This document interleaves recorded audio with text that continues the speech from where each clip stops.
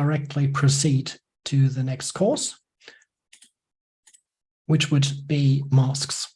So in this course, which looks pretty similar to the first one, to the first example, there's something going on which you can't see immediately.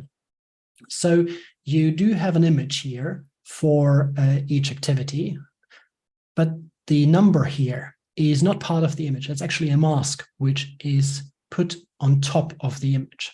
So in this case, I have images for activities, but I have a mask on top of it. And it's really best to simply look at this in the real course, because otherwise you can't really tell. So in this course, again, I have 5 activities. They have all the same features, like you can show some elements, you can hide some elements on Hoover, etc. You see that this one was already completed. If I click on this and view this, this gets the green arrow as well. So it's the same thing from a student point of view. From a teacher point of view, or from a course creator point of view, there's a big difference. And that is that if I turn on editing and look at the design, this image here does not include the number. The number is added as a mask on top of it. And the reason for that is that you can basically take any picture that you want and put a mask on top of it to indicate, for example, the type of the activity. So you could use an image which just represents some atmosphere or some appearance or just the looks of something. So that could be according to your corporate identity, or maybe according to the topic of the course or whatever, and then apply a mask on top of it, which tells the student, oh, is this a quiz, or is this maybe a document or a certificate or whatever? And this makes it very easy to brand a course, to reuse images, stock images, without looking boring and like stock images, because you can put something on top of that. And I just want to show you how that's done, which is pretty simple, actually. So again, Flow Masks Webinar 2. Same thing as previously using the template. I now have a course. I'm going to set up the course properly. So in the appearance section, again, number of announcements to 0, appearance, the grade book. I don't want that. Completion tracking on. And that's all good. Again, get rid of the announcements form. Again, I create a page. And I could use whatever activity really here. That doesn't really matter. It's just the page is the easiest and simplest to set up, which has a separate page. So that's the reason why I'm using that one. So in this case, if we look back at the masks course that I want to build, you see that I show no information whatsoever on the activity if the user does not hover over the activity. If I hover over it, I show the title and the completion badge. So let's configure that. So I do not want to show the activity icon. I do not want to show the visits. I do not want to show the call to action. I do want to show the title, but only on hover. I don't need the description. I don't need the mod name. And I want to show the completion badge, but only on hover. So here we again have the background image. And I could, of course, combine that.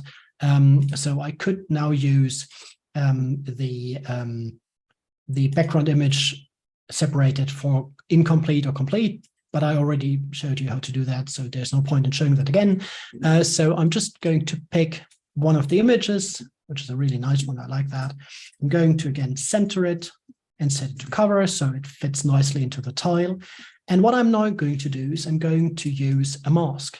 You don't need to insert masks directly in this activity. They are configured on a site level. So on the site level, you can add, in the global settings of design, you can add all your mask images, which are simply PNGs. So there's really, technically speaking, it's really simple to create them, even with simple tools like PowerPoint or Paint even.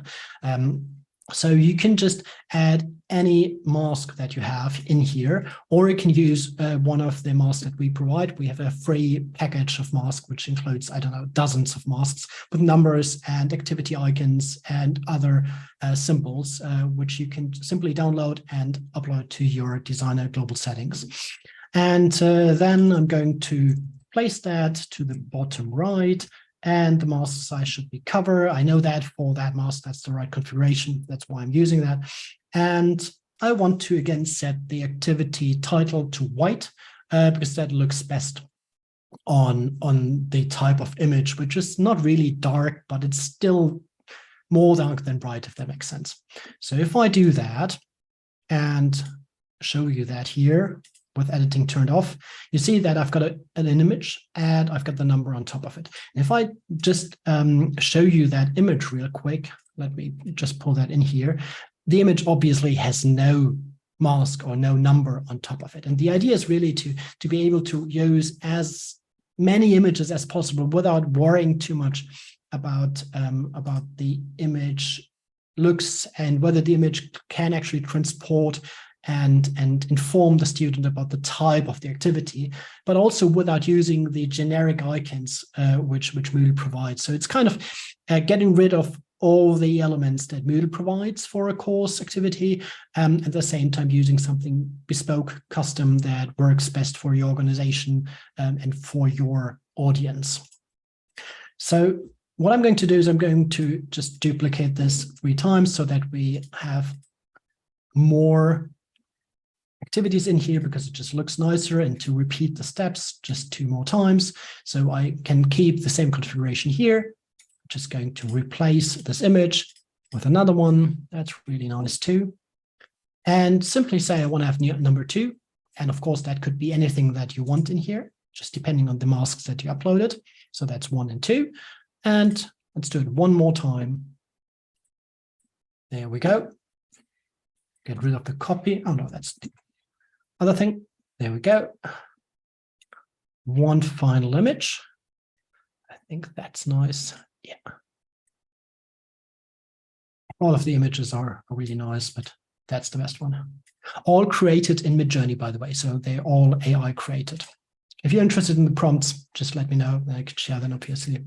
So we've got 3 of the activities all set up. The remaining thing which we need to do is, again, adjust the background, which I do in the same way that I did before. So I'm just going to copy the CSS here and apply to this course. It's not really necessary, but I just like the dark look and feel that really changes the appearance quite significantly, I think. And it's not really complicated to do either. So that's always a good combination. So I'm again enrolling the student, finally setting up the completion so that that's all set up properly, double checking that I have configured that correctly. No, that's manual. I don't like manual. I want automatic.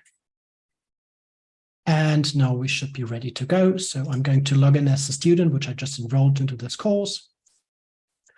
And there you go. So we've got 3 activities. The student can see the completion state in the completion badge, can see the title, although it doesn't really say much because it's always page here in this case, but you get the idea. And it tells you that this is like an order. First do this, then do that, then this.